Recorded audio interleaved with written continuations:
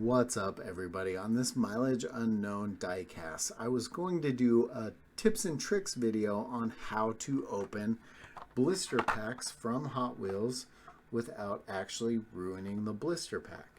Now, I started off trying with this car right here. Now, my first attempt at opening a blister pack off camera didn't go super awesome, and I was following a lot of the videos that other people were doing. Now, mind you, this car is from 2012, and you can see, we'll push that back out of the way, you can see my luck on the blister pack went the whole thing detached and took a lot of the card paper with it itself. Now, maybe that's because this is such an older blister pack. I mean, we're talking this one's 10 years old, been through who knows how many heat cycles, and I did what everyone does, which is you get some lovely fingernail polish remover, you get a brush or cotton swab, something, and you start brushing the back until it soaks through and loosens the glue and comes apart. I wasn't forcing anything, I wasn't doing anything crazy, and that's my result. I picked this one mainly because I have 3 or 4 of these cars still in the blister pack of this same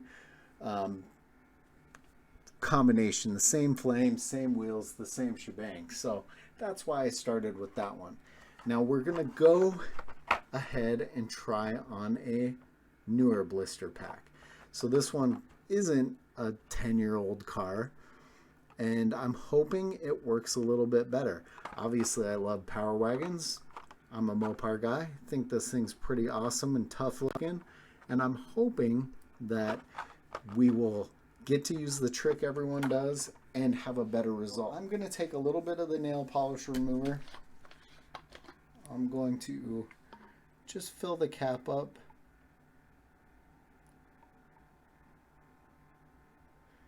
With some, so it's a little easier to get to out of that big old bottle. And here's another thing. So these are the same cotton swabs I used trying to do that older card, and you'll see it had more discoloration on the cotton swabs than I've seen on some of the other people have doing similar videos. I don't know if that's because it's an older card or if we're going to see the same thing happen on this one. Now, these blister packs are sealed all 4 sides, but ultimately you want to leave the top sealed really good so you can just peel it up and drop the car out the bottom. My concern has always been, what does it do to the back side of the car? Does it come off, or do you end up with a blister like this? Now, everyone says definitely take your time. It's not going to happen immediately, but you're going to want to find kind of that surrounding on those 3 sides, and you're going to want to just work it through until it soaks all the way through and starts to loosen the glue up. Now, on the newer card, I can see a little bit of discoloration coming off from the print. So I don't know how normal that is. It doesn't look like it's like blurring the print or anything like that, but I am seeing some discoloration happening. And oops, that was quite a bit. I'm just kind of soaking through and working through. My next question has always been, what does it look like when it dries? How deformed does it make the card itself? And like I said, I've seen a lot of people doing like X-Acto knives to try and help peel up and move a little slower. So I didn't have an X-Acto knife, but that other card just started to come apart. Now you can kind of see it soaking through. There's some areas on the blister that aren't fully soaked through yet, but I am starting to see this one come through. So I'm going to keep working it a little bit more.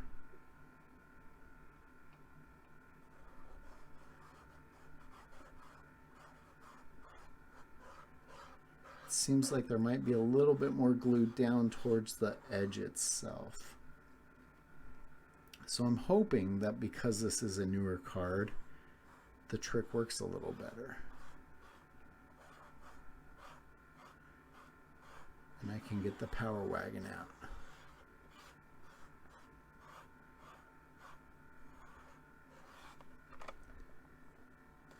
Ooh, there we go. Pretty good pull there. Okay, there's a little right there, right in the corner that looks like pulled. But ooh, I need to go up higher than I have been. I need to get higher up in the corner to actually get a little bit better release up here.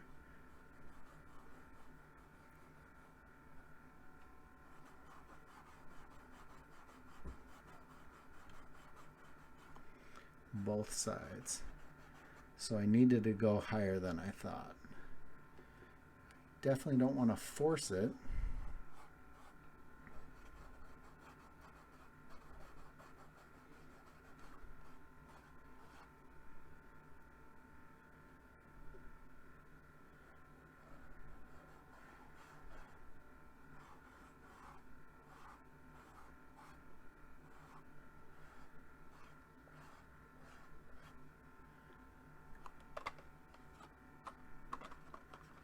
Okay, I think we're up a little higher.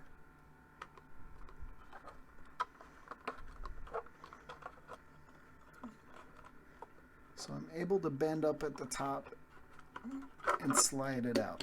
So this one still did have a little strip there, but overall it looks pretty good. Now you can actually see some paint discoloration on the back side of the card, probably from this rolling around in the card. Now I'm going to pause. I'm going to let this card fully dry so we can kind of see what it looks like. Now I do see some warping a little bit. I'm not sure how much of that was there before. Will it get better or worse as it dries? I've heard sometimes these will reseal, but it makes you wonder, if you do this, are you better off putting the edges between some books to kind of hold it down so it dries more flat? Let's let it dry out and we will come back and take a look. It's funny because this card isn't that new either. So this card, this one was from 2017 is the copyright on it, but it did so much better than the card from 2012. Now, there are a couple little spots on the card that pulled up, but not bad. And I've seen a lot of people re-glue these using like the super glue, but the gel type, just a little piece. And honestly, I think I could have put that right back in there, glued it down, and no one would have really known. The fingernail polish evaporated really quickly. Now it does have a little bit of a warp to it. I don't know if that was there before or after. I should have paid a little bit better attention to it when I started. But I was wondering as I was doing it or finishing up, if anyone puts these in like a heavy book to try and keep it flat or make sure it keeps the shape that it originally had. But so far, that trick worked pretty well on a newer card that wasn't. I guess maybe this one was just a bit too crispy to start with.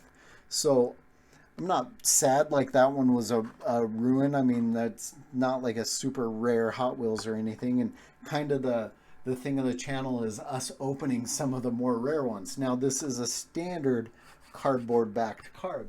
Some of the ones that are on premium cards like this and like what some of the Redline Club cars come on are not that standard cardboard backed. It's painted, it's different. Now, I have seen some people soak these cards, which might be what we try. I actually have 2 or 3 of these buses, so I've seen people soak the cards a little bit, which is allowing that polish to get into the card in the center in between the actual painted or printed card. And I'm not sure how that's going to work out, but if I try it here, if I try it, you guys are going to see it on the channel, because that's probably what I'm going to be doing when I open the red lines. I also have seen people just actually X-Acto out and cut them out of the card, but if I can soak it, open it, and have minimal damage to the card, that might be the way to go. That's going to be it for this Mileage Unknown diecast.